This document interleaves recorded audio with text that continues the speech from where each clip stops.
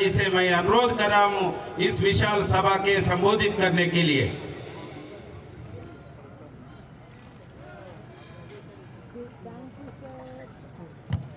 ప్రజా వ్యతిరేక పాలనతో, రైతు వ్యతిరేక పాలనతో, విద్యార్థుల వ్యతిరేక పాలనతో సమాజంలో ఉన్న అన్ని వర్గాలకు కూడా అక్కడక్కడ ఏదో కాంగ్రెస్ పార్టీ పరిపాలనని తూర్పు ఇప్పుడే విశ్వేశ్వరరెడ్డి గారు అనేక విషయాలు చెప్పారు. కాబట్టి నేను ఎక్కువ సమయం తీసుకోకుండా మనందరి పైన గురుతర బాధ్యత ఉంది. నరేంద్ర మోడీ గారు వారి నాయకత్వంలో గోల్కొండ కిలపైన మనం తప్పనిసరిగా కాషాయ జెండా ఎగరేసేది ఖాయం. అందరు ప్రజల యొక్క మద్దతుతో రాబోయే రోజుల్లో ఏ శక్తి కూడా ఆపలేదు. పథకానికి రైతు భరోసా పేరు పెట్టి సంవత్సరానికి 10,000 కాదు, మేము వస్తే 15,000 ఇస్తామని చెప్పిండ్రు కాంగ్రెస్ పార్టీ వాళ్ళు. సంవత్సరానికి 15,000, ఎకరాకు పంటకు 7,500 చొప్పున 2 పంటలకు సంవత్సరానికి 15,000 ఇస్తాం రైతులకి. కౌలు రైతులకు కూడా 15,000 ఇస్తాము. ఉపాధి హామీ కూలీలకు 12,000 ఇస్తామని చెప్పిన సంవత్సరానికి. మరి ఇప్పటికీ ఏ ఒక్క గ్రామంలోనైనా ఏ ఒక్క రైతుకైనా రైతు భరోసా అందించిండ్రా?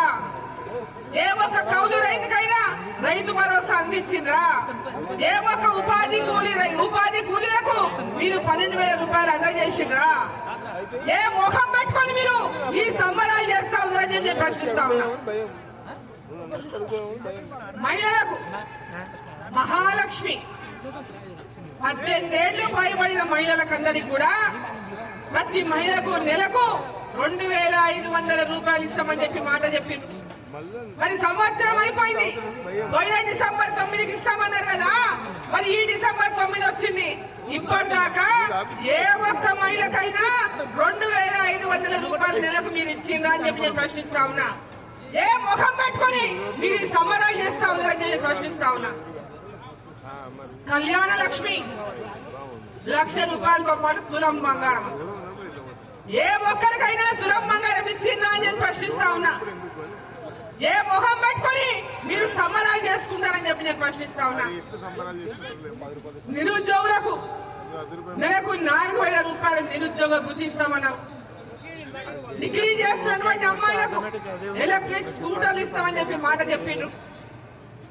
మరి ఇప్పటిదాకా మీరు ఇచ్చిన హామీలన్నీ ఎవరైనా మీరు ఇచ్చిన హామీనా లేకుండా ఇంకా వేరే వాళ్ళు ఇచ్చిన హామీలను మేము ప్రశ్నిస్తున్నామని చెప్పి అడుగుతా ఉన్నా.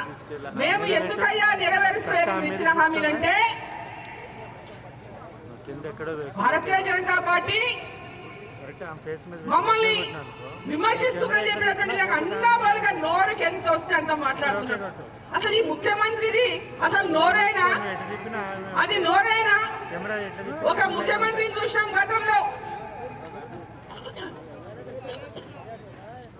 కాంగ్రెస్ పార్టీ పరిపాలనని తూర్పు ఇప్పుడే విశ్వేశ్వరరెడ్డి గారు అనేక విషయాలు చెప్పారు.